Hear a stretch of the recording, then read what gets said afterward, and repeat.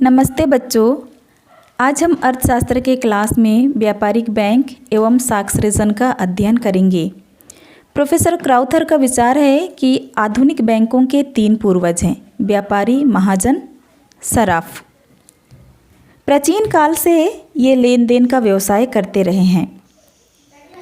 विद्वानों का मानना है कि 1148 में प्रथम बैंक की स्थापना जिनेवा में हुई।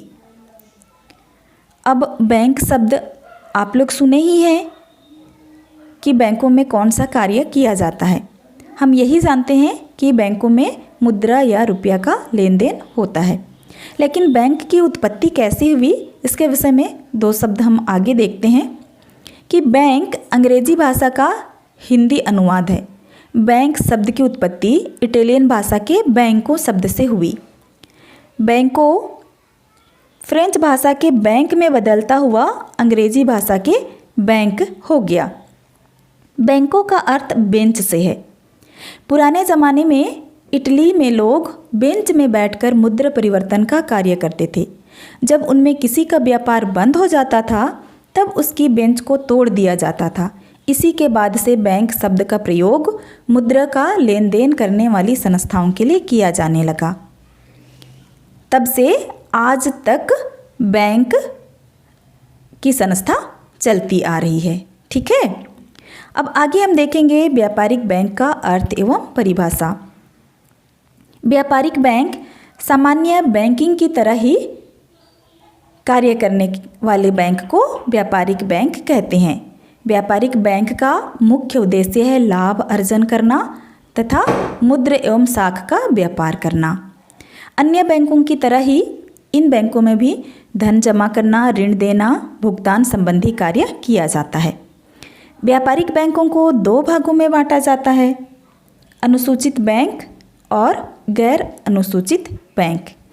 अनुसूचित बैंक में वे बैंक आते हैं जिन पर रिजर्व बैंक का नियंत्रण रहता है, लेकिन इन बैंकों को कुछ शर्तों को पूरा करना अनिवार्य होता है। अनुसूचित बैंक के अंतर्गत जो बैंक आते हैं उनमें कुछ शर्तें जो रहती है वो है कि इन बैंकों की चुकता पूंजी एवं प्रारक्षित निधि मिलाकर कम से कम 5 लाख रुपये के बराबर होनी चाहिए। इन बैंकों को अपनी मांग एवं समय देयताओं का 15% भाग रिजर्व बैंक के पास रखना होता है। इन बैंकों को प्रति सप्ताह अपना स्थिति विवरण रिजर्व बैंक को भेजना पड़ता है। ये बैंक किसी भी ऐसे कार्य में संलग्न नहीं हो सकते जो जमाकर्ताओं के हित में ना हो। तो अनुसूचित बैंकों को रिजर्व बैंक द्वारा कुछ विशेष सुविधाएं भी प्रदान की जाती है, जैसे ऋण, बिलों को पुनः भुनाना, सस्ती धन हस्तांतरण की सेवाएं, समाशोधन गृह की सुविधाएं आदि। अनुसूचित बैंकों को 2 भागों में बांटा जाता है: अनुसूचित व्यापारिक बैंक एवं अनुसूचित सहकारी बैंक। अनुसूचित व्यापारिक बैंक इसके अंतर्गत निम्नलिखित बैंक आते हैं, जैसे सार्वजनिक क्षेत्र के बैंक, सरकारी क्षेत्र के अन्य बैंक, निजी क्षेत्र के बैंक, विदेशी बैंक और क्षेत्रीय ग्रामीण बैंक।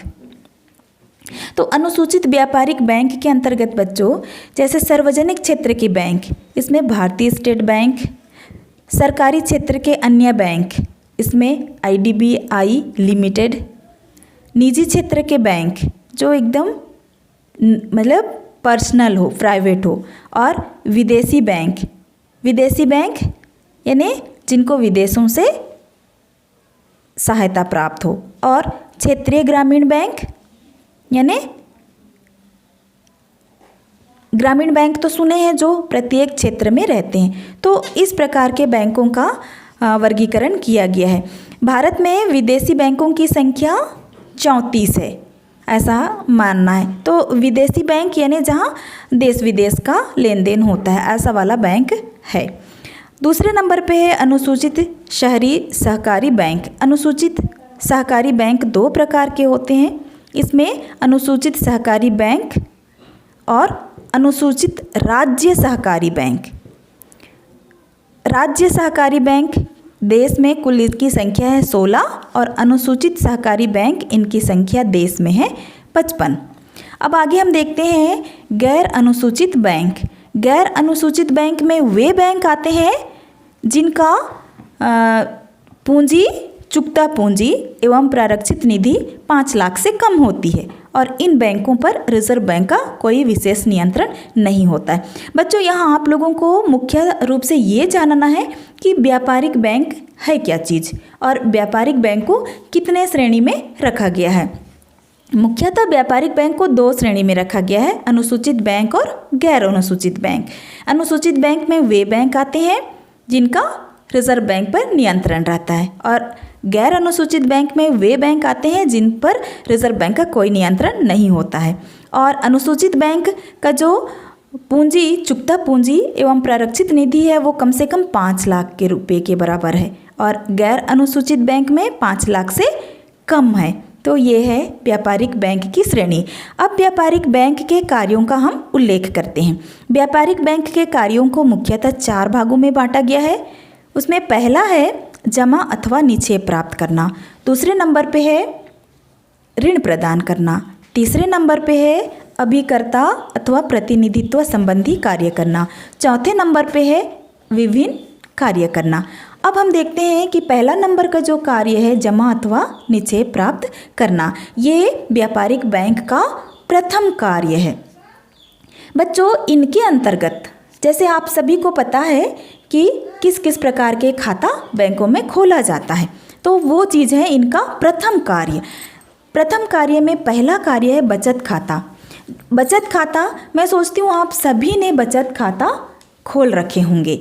बचत खाता क्या है? बचत खाता मतलब छोटी छोटी बचत की इकाइयों को जमा करने के लिए हम जो खाता खुलाते हैं वो हमारी बचत खाता है। तो इस खाता के अंतर्गत कितनी ही बार हम जमा कर सकते हैं, लेकिन निकालने के लिए कुछ नियम होते हैं और इस खाते में ब्याज की दर कम होती है। ये है बचत खाता।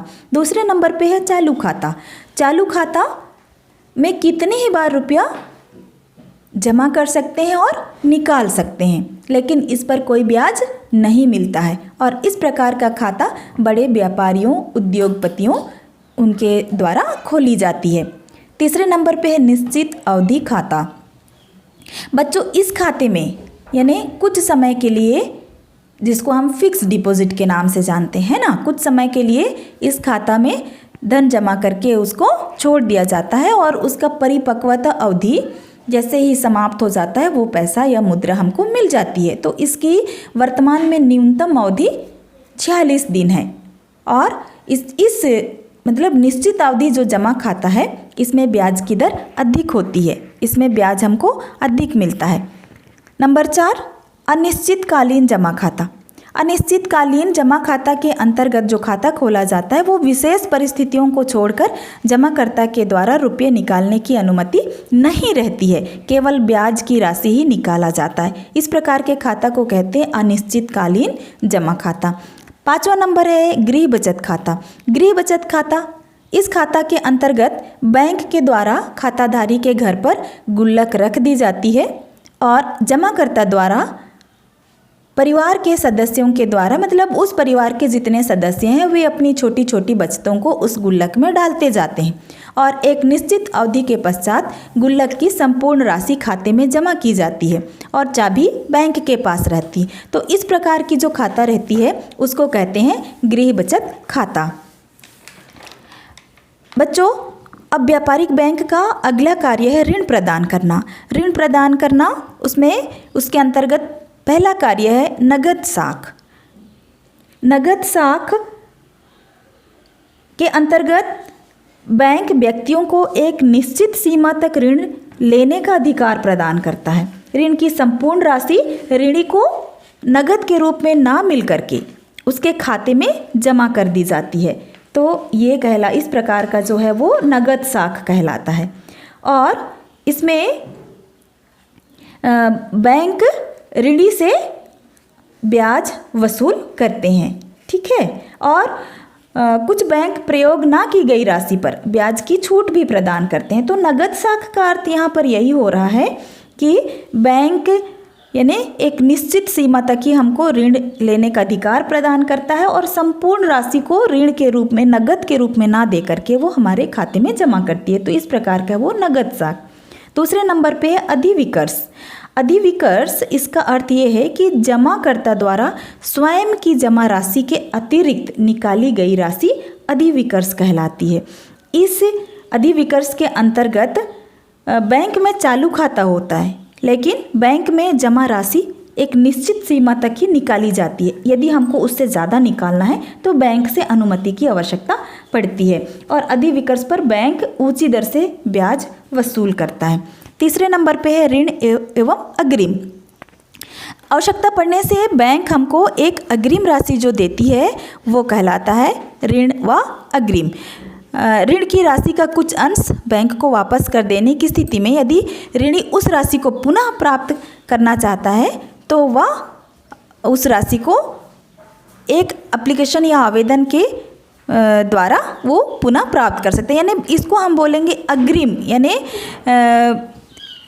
बैंक हमको एक सुविधा देती है कि हम एडवांस में कुछ राशि ले सकते हैं। नंबर 4 है विनिमय बिलों की कटौती। आधुनिक समय में बैंकों द्वारा विनिमय बिलों की पुनर्कटौती के माध्यम से भी ऋणों की सुविधा उपलब्ध कराई जाती है। बैंकों द्वारा प्रदान की जाने वाली यह सेवा अल्पकालीन होती है। तो बच्चों, आज हम देखें कि व्यापारिक बैंक के 2 कार्य। अब तीसरे